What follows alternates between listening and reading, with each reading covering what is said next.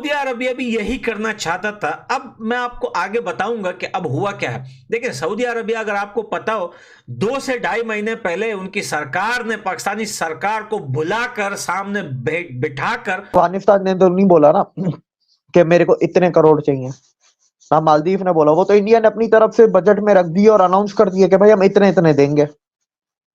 जिसको देने होते हैं वो हमेशा अनाउंस कर देता है कि हम देंगे कितने। बिल्कुल, जैसे इंडिया ने भी दिया, मालदीव को चाहे थोड़ा दे दिया, अमाउंट तो बता दिया ना। वो भले अभी ना दें, शायद वो मार्च में दें, वो अप्रैल में दें। अभी आपको बताएंगे, निगरान वज़ीर आज़म पाकिस्तान, वज़ीर आज़म आज़ाद कश्मीर और आर्मी चीफ ने मुजफ्फराबाद का दौरा किया है। Army chief general Asim Munir ने अगले मोर्चों पर जवानों से मुलाकात की। नवाज शरीफ इंतजामिया पर दबाव डालकर इलेक्शन में गड़बड़ करना चाहते हैं। ये वोट को इज्जत दो वाली नहीं, बल्कि आई वाली मुस्लिम लीग।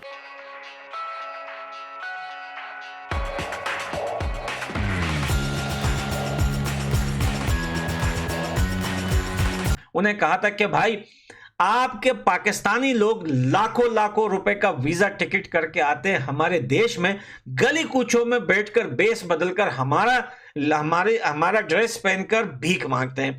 अब जब दूसरे देश के लोग, परिजन लोग आते हैं हमारे देश में, देखते हैं कि हर गली कूचे में सऊदीया में लोग बैठे हैं, भीख मांग रहे हैं, भाई कौन सा पैसा पेट्रोल या डीजल जो भी है तेल का। देखिए, दुनिया बोलती है ना कि अरबी लोग काम नहीं करते, तेल का पैसा है। भाई देखिए, अरबी कंट्रीज में, सऊदीया, यूएई, ये लोग काम नहीं करते। इनकी कंट्रीज में जो लेबर्स, जो लोग होते हैं, जो नीचे क्लास के लोग होते हैं, वो सब जो है बाकी एशिया कंट्रीज से आते हैं, और 100 में से 90% लोग जो है पाकिस्तान के हैं। तो सऊदीया ने तो सबसे पहले ये पटका मारा बेकारिस्तान को कि भाई सबसे पहले तो अपने बेकारियों को निकालो यहां से।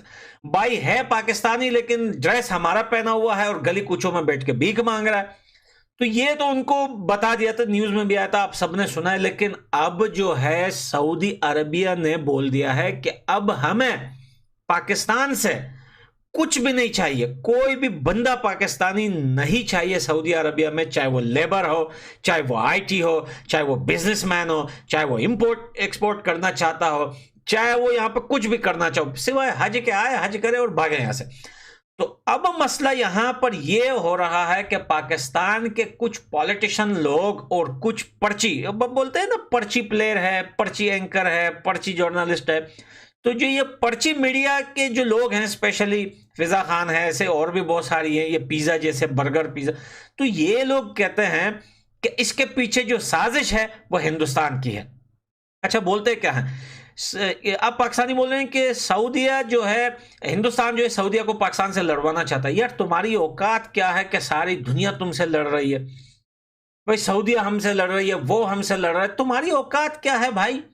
अब तो तुम ऐसा हो गए हो जैसे लोटा नहीं होता, कमोड में लोटा होता है, कोई भी आके पानी भरकर चप चप जो है धो के निकल जाता। तुम्हारी औकात लोटे से भी बदतर है मेरे भाई।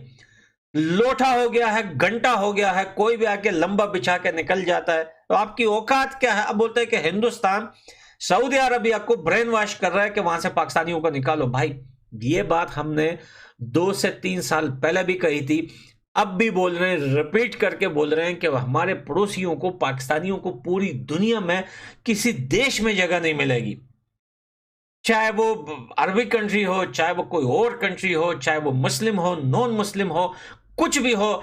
यार, खुद पाकिस्तान के अंदर ऐसे ऐसे सिटीज हैं, ऐसे इलाके हैं, बलोचिस्तान, खैबर पख्तूनख्वा हो गया, और बहुत सारे इलाके जहां पर वहीं पर पाकिस्तानी नहीं जा सकता। वो तो पाकिस्तानी है ही नहीं।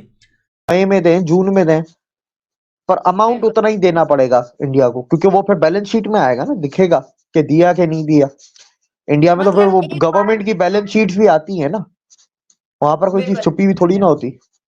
मतलब एक बार फिर से दोगली पॉलिसी खेलना चाहता है पाकिस्तान चाइना के साथ मिलके। अब तो देखते हैं, अभी तो कल तो खबर आई है, अब देखते हैं देता है नहीं देता। अमाउंट नहीं बताया इन लोगों ने, उन्होंने बोला हम मदद करना चाहते हैं। देख के पाकिस्तान के जैसे हालात है, पाकिस्तान फंडिंग कर सकता है मालदीव को। देखें, इमदाद ही देनी है, इमदाद तो इमदाद होती है, 1 रुपए की भी इमदाद होती है, 1 करोड़ की भी होती है, 1 अरब की भी होती है, 1 अरब रुपए की भी इमदाद होती है, और 1 अरब डॉलर की भी इमदाद होती है। बिल्कुल, एक बार फिर से अवाम का खून पी के तो इमदाद भी दी जाती है अपने फायदे के लिए। हो सकता है, पॉसिबल है, कुछ भी पॉसिबल है पाकिस्तान में। क्या लगता है आपको दिव्यक, जिस तरह से इंडिया ने एक मतलब बहुत बहुत बड़े दिल का इजहार किया दुनिया के सामने कि भाई मालदीव के साथ इतने ज्यादा क्राइसिस हैं, रिलेशनशिप अच्छे नहीं है, फिर भी मालदीव को हम बजट दे रहे हैं, इससे एक तो दुनिया की तरफ मैसेज किया जाता है इंडिया की ओवरऑल क्या रिस्पेक्ट या क्या इमेज क्रिएट होती है, और दूसरी तरफ क्या पाकिस्तान और इंडिया में ये सब कुछ हो सकता है? जिस तरह से दुश्मनी चल रही है, अगर हमारे रिलेशनशिप बेहतर हो जाए तो क्या इंडिया हमारी तरफ भी हाथ पीछे नहीं करेगा कभी? नहीं, हमारी तो बात करना ही फजूल है, क्योंकि आपके जनवरी के लास्ट वीक में ही एक ही हफ्ते में 3 खबरें आ गई कि इंडिया ने पाकिस्तान को तस्लीम नहीं किया है। फिर वो रॉ वाली खबर आ गई कि 2 बंदों के पासपोर्ट्स जो निकाल दिए, एक दो वो दुबई में जो 2 बंदे हैं कि भाई ये सब करवा रहे हैं, अननोन मैन वाली जो किलिंग्स हैं। एक कोई बिल्कुल। तीसरी कोई बात की थी, पता नहीं क्या बात हुई थी, तो वो भी एक ही हफ्ते में 3 खबरें आई थी। अब आप देखें ना, इलेक्शन से 3 हफ्ते पहले सबको पता है नवाज शरीफ आ रहा है, हम्म, तो अब सबको ये भी पता है कि नवाज शरीफ को कीड़ा है इंडिया से रिश्ते अच्छे करने का। बिल्कुल। अब ये खबरें 3 हफ्ते बाद इलेक्शन, नवाज शरीफ के पल्ले बचा क्या? क्या वो अब रिश्ते उस लेवल पे अच्छे कर पाएगा? क्या वो करने जाएगा? अगर वो करने जाता है तो क्या इंडिया सामने से रिस्पॉन्ड करेगा? आई थिंक सो इंडिया हाथ थाम लेगा। नहीं करेगा। बैड न्यूज है अगर ना करे तो। 2 दफा कर चुका, तीसरी दफा करेगा तो मैं इंडिया को गालियां दूंगा। और अगर कर लिया तो वो सच में देंगे। हाँ, मैं दूंगा इंडिया को गालियां। लेकिन मुझे लगता है ऐसा कि कर लेना चाहिए, हमारे हालात ठीक हो ट्रेड जाएंगे। ट्रेड तो देखे, इंडिया का भी ट्रेड पे तो पाबंदी लगाते नहीं, मैं ट्रेड की बात भी नहीं कर रहा। फिर ठीक है, ट्रेड से ज्यादा कुछ अगर इंडिया आगे बढ़कर करता है तो फिर मसला है। इंडिया की लाइक खोपड़ी में कुछ मसला है, फिर अमदाद ये इन्वेस्टमेंट कुछ भी हो सकता है। It can be anything. पैसों के अलावा भी और भी चीजें होती हैं, पैसों के अलावा भी सही बात डिप्लोमेटिक है। रिलेशन में सिर्फ पैसे नहीं होते। बिल्कुल।